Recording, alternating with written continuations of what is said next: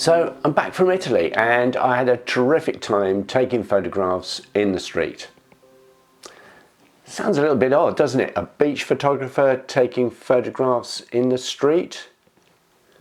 With my beach photography, I'm always sort of looking for those sort of little hidden compositions amongst the rocks and the rock pools of a Cornish beach or any other beach that I might visit. But street photography was going to present me with an entirely different challenge. Or so I thought. Well, let me explain.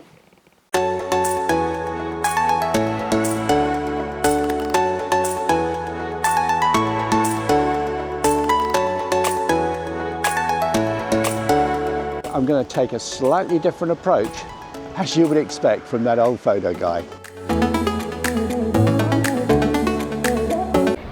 So there I was. I'd swapped quiet beaches for very busy streets. So many people everywhere. In fact, it really did feel like I didn't belong. I was in the wrong place. And of course I had those concerns about camera equipment, had I brought the right camera? And then that feeling of being sort of overwhelmed by all these people, the sights, the sounds, the smells. Just where do I start? In fact, initially, I just didn't take any pictures at all. So gradually I realised that nobody was taking any notice of me or my camera, which sort of led me to relax a little bit and start to explore the streets and explore them in a different way from what I'd expected. In fact, I'd expected to be going to places like St Mark's Square and the Colosseum and the Forum. And of course, we did those things. But they were very overwhelming. There were just so many people there. But I did find in other places I could relax a little bit more. And then those places tended to be quieter with not so many people, but still with some extraordinary sights, things to see.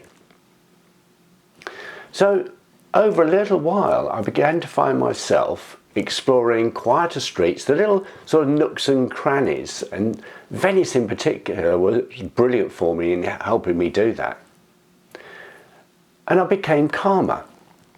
And over time I began to realise that my photography in the street was becoming very familiar.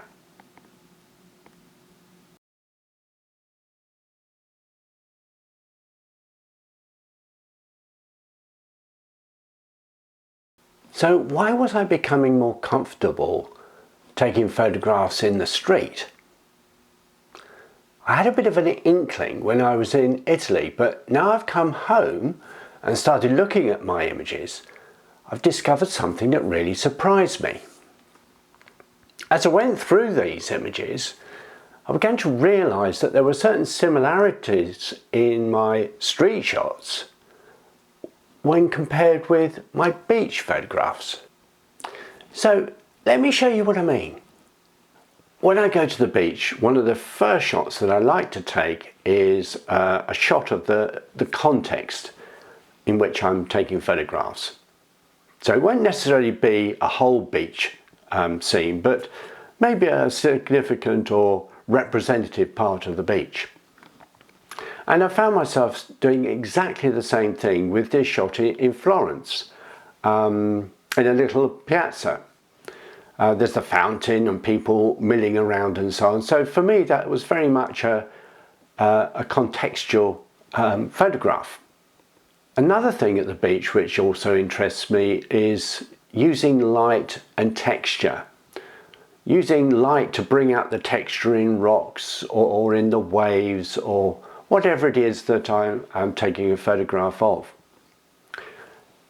Similarly, I found myself doing the same thing in Italy. In this shot in Venice, you can see the way the light plays on the texture of the brickwork and rendering, the plants, the boats by this little canal. There was a familiarity about that as well. And then I also like to take shots at the beach that have that sort of wraparound feel to them, you know, that you are within a confined, but not restrictive space, but a confined space. It has its clear boundaries. Very often I might be looking out onto something. However, in this shot in Venice, there's this little street at the end of which there is a canal. And I noticed that the gondoliers were passing down this canal quite frequently.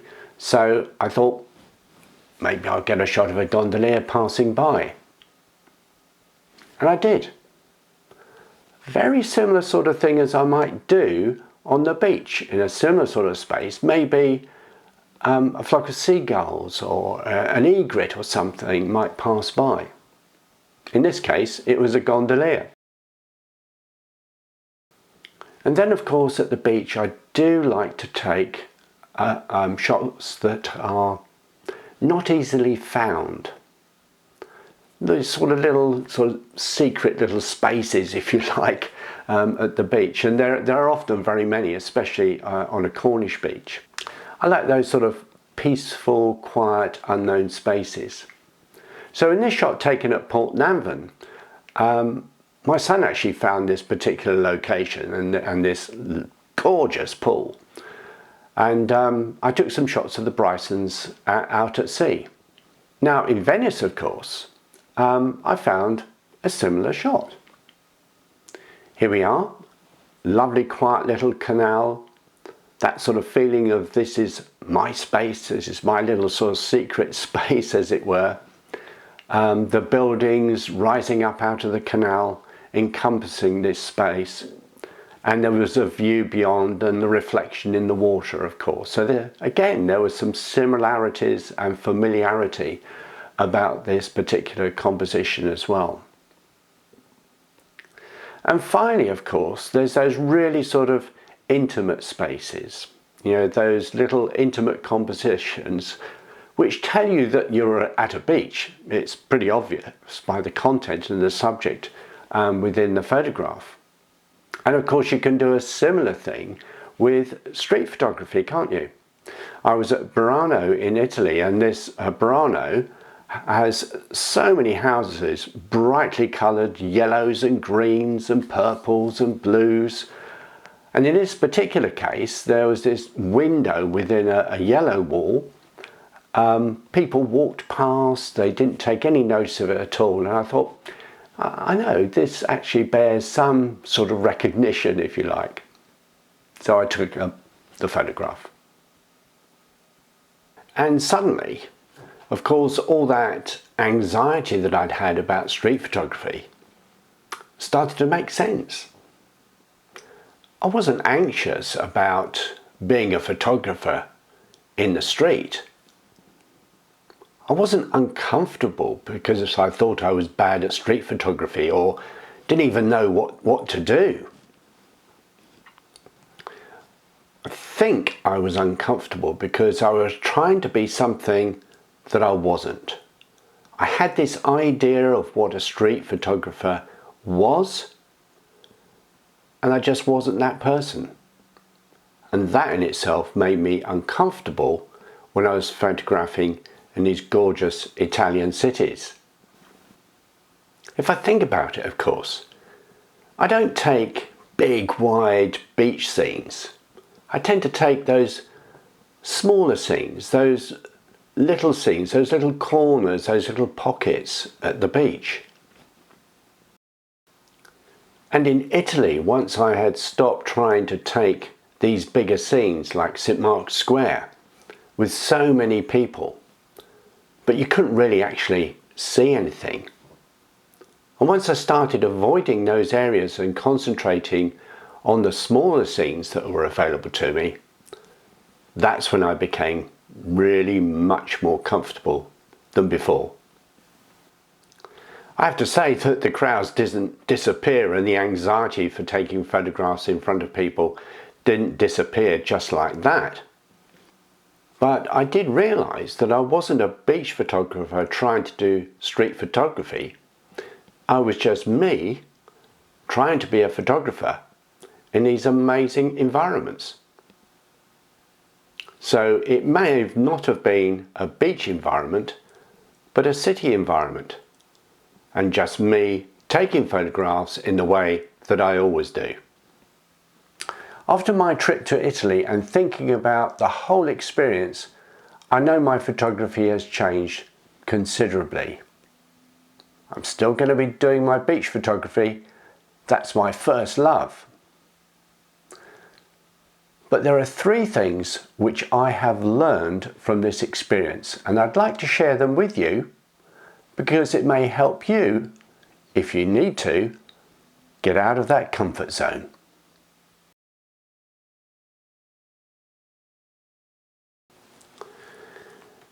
So here's my first tip. Don't try and copy the greats, the Cartier-Bressons or the Vivian Mayers. Their approach is just not yours. If you want to try a new style, don't copy, just ask yourself, how would I photograph this subject? Trust your own approach.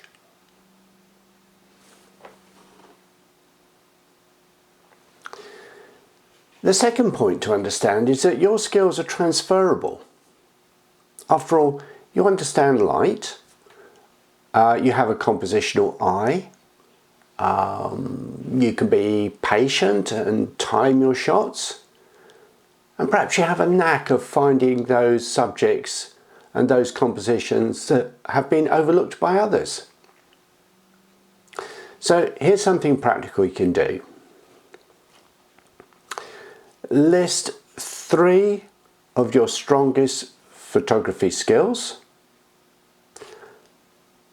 Work out where you might be able to use those skills elsewhere in a different genre, a different setting, a different environment. I think you might surprise yourself. And here's my third tip. When you feel uncomfortable trying something new, it's not because you're bad at it, it's just that it's unfamiliar. It's a different sort of experience than you're actually used to. So here's my tip. If you're struggling at doing something new, ask yourself, am I doing this the right way, or am I doing it my way? I would suggest that if you're doing it your way, you'll become a lot more comfortable. In fact, I can sum it up really easily. It's the same eye, the same approach, the same intimate scale, just a different location, same photographer. Whatever your Italy, I can absolutely guarantee that you've already got the skills to go and take some great photographs. Hope you've enjoyed the video. Until next time, bye.